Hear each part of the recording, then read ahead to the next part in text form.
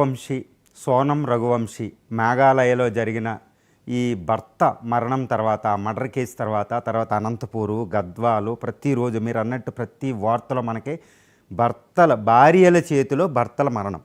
498A అనే case దుర్వినియోగం, ఇవే మనకు కనపడతాయి. కానీ నేషనల్ క్రైమ్ రికార్డ్స్ బ్యూరో ప్రకారం ఎక్కువగా భార్యలే భర్తల దగ్గర చనిపోతారు.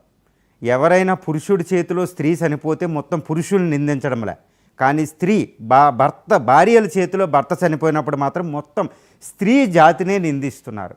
ఇక్కడ ఆ విషయాన్ని పక్కన పెడితే ముందు ఏంటంటే భార్యలు భర్తల చేతిలో చనిపోయినా, భర్తల చేతిలో భార్యలు చనిపోయినా ఈ దేశానికి చాలా, అది చెప్పకూడదు కానీ దేశంలో జరగవలసింది కాదు, అది భారతదేశంలో జరగవలసింది కాదు, అది ముఖ్యంగా సీతారాములు పుట్టిన నేల మీద జరగకూడదు. ముఖ్యంగా చెప్పాలంటే వాల్మీకి రామాయణం పుట్టిన ఈ భరత భూమి మీద ఈ భార్యాభర్తల బంధాలు ఇలా ఉండకూడదండి. మీకు ఒక చిన్న కథ చెప్తాను. రామాయణంలో సీత